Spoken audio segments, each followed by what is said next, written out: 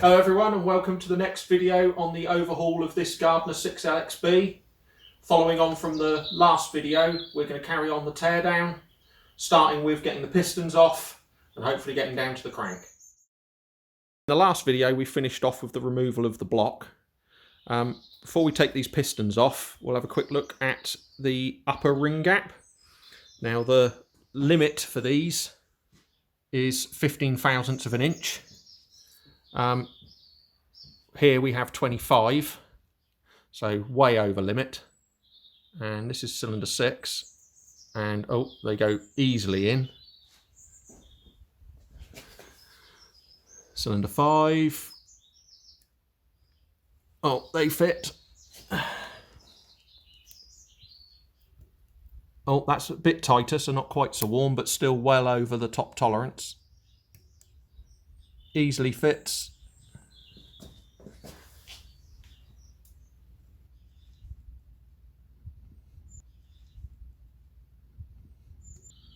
Easily fits. And then finally cylinder 1. I think you can see the width of the wear on that one. Yeah, no, probably get my fingernail in there.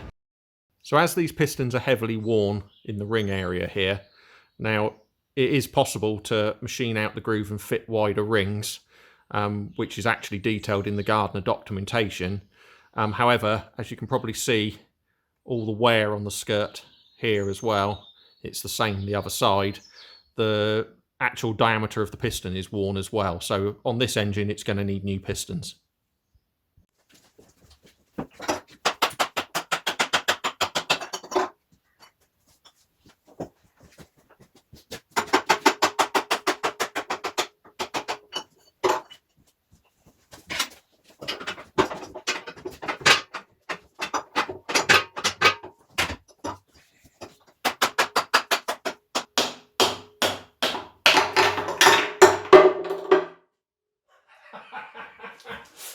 So we'll fish that back out of the sump later.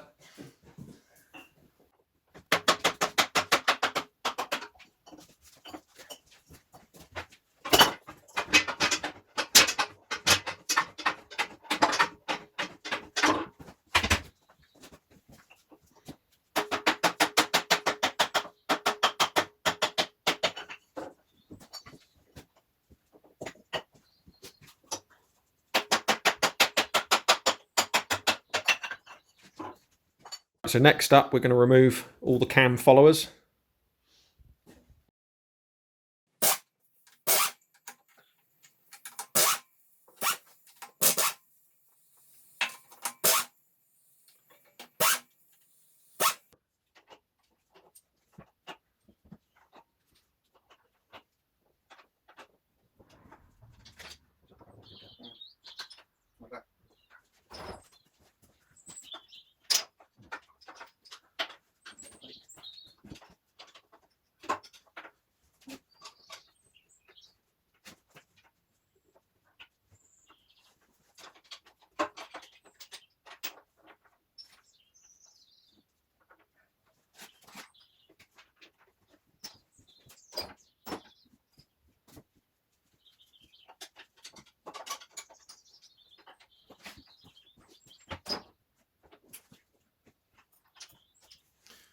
So there's a little bit of wear on the tappets, but they're all generally okay. So next up, let's get the clutch off.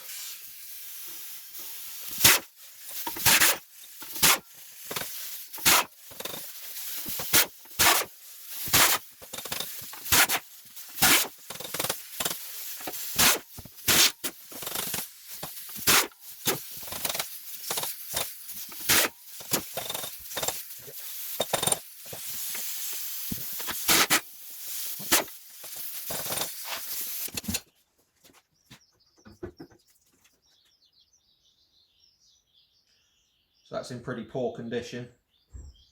Quite a lot of corrosion and pitting on the face.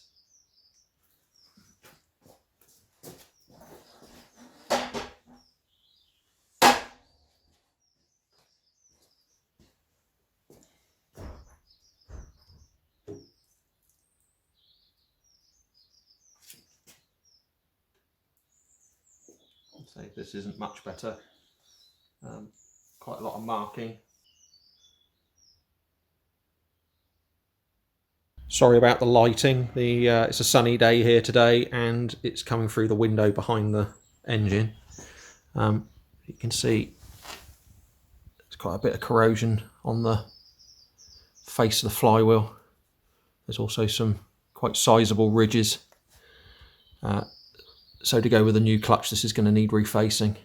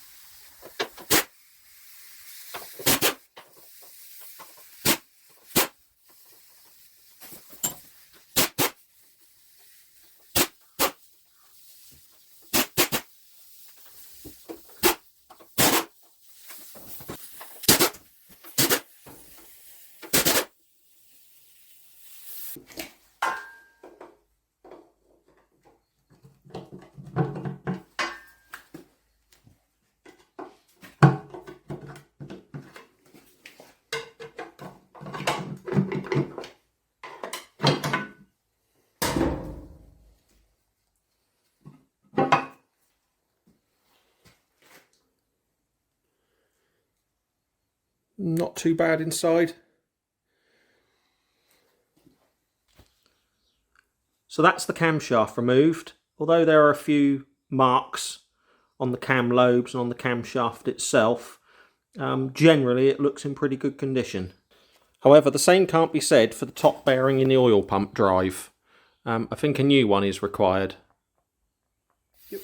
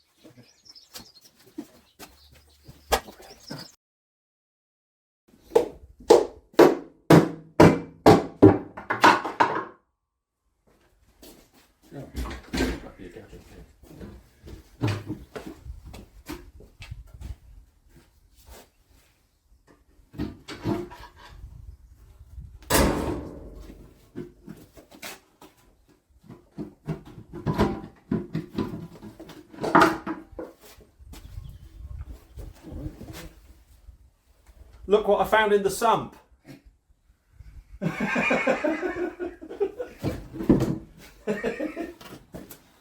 So now the sump's off the engine, we can drop off these oil pipes and the oil pump before taking the con rods out to take a look at the bearings and the big end journals.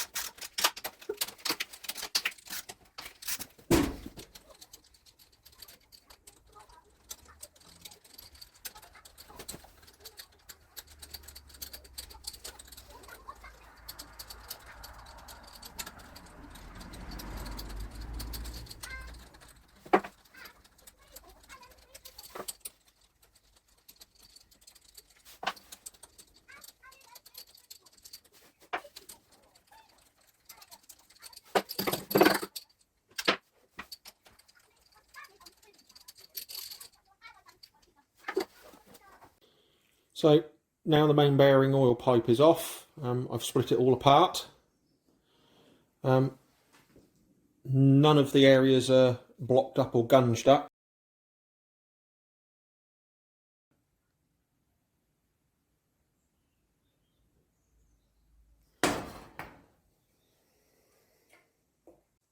So now the main bearing oil pipe is off. We shall remove the remaining pipework and get the oil pump out.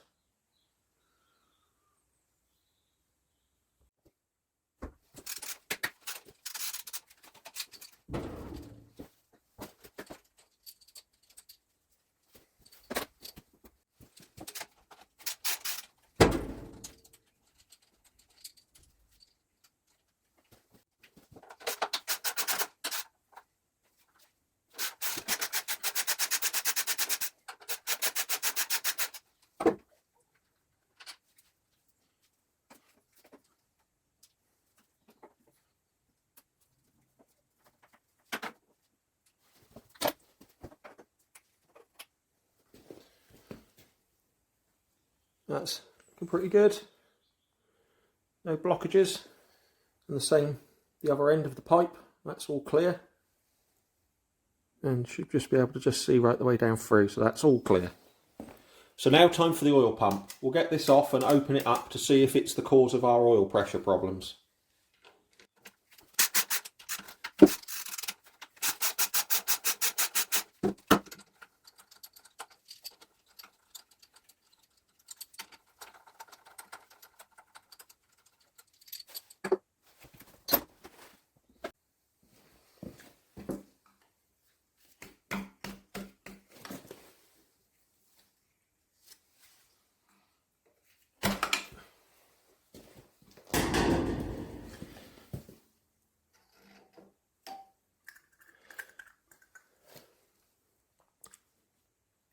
So that's the oil pump off. Let's take it apart and take a look.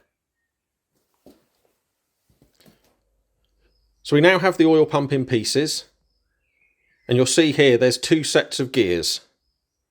This set of gears goes in this part of the body.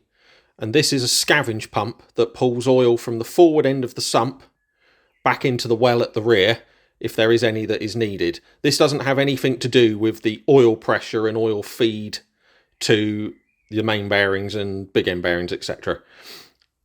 This set over here is your main oil pump. Now this set of gears goes in this body. So if we take a look at the oil pressure pump gears, you can see, if the camera will focus, that they're actually quite worn. And I think what we may have with this engine, if you recall in an earlier video, it took a very long time to get oil pressure. Having measured these in the body, there's quite a lot of clearance because of the wear. So what I think is possibly happening is the oil out of the oil filter draining back into the sump when it is not in use, which then means every time you start it, it has to refill the oil filter. We're going to put new gears in this pump and we'll see whether that improves things. So with all the oil pipe work out the way, we can start taking the com rods out.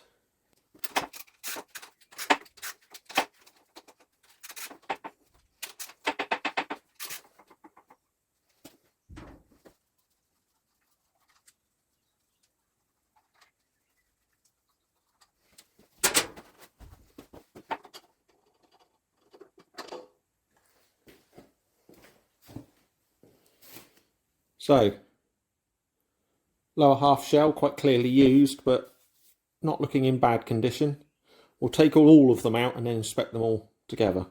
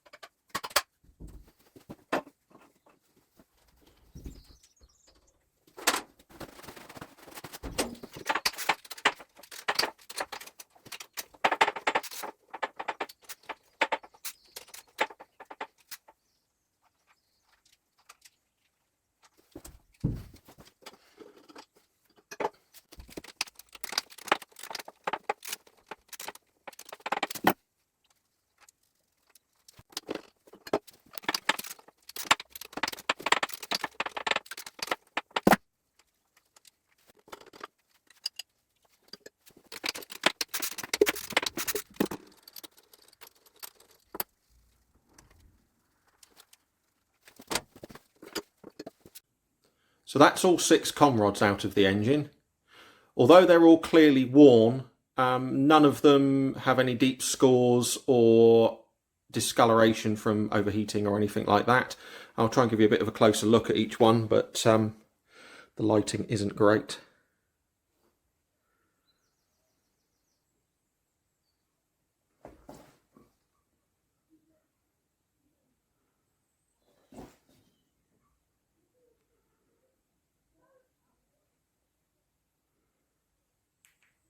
So, like the com rods, the big end journals look pretty good. Obviously, they're going to need miking up to check for their sizes, but there are no deep scratches that you can feel with your fingernail.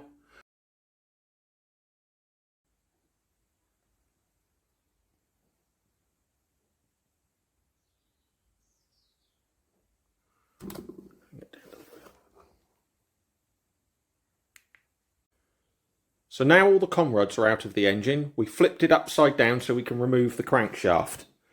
The first job we're going to have to do is to remove the bell housing from the end of the engine, as this encapsulates the end of the crank. So we'll get that off and then start on the main bearing caps.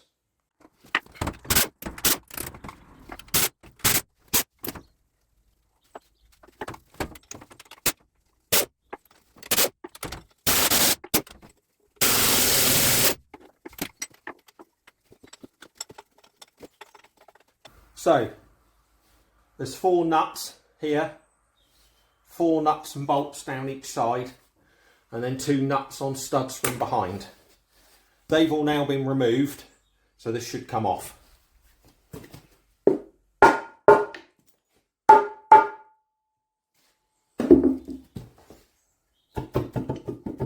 Whoop. Made a mess.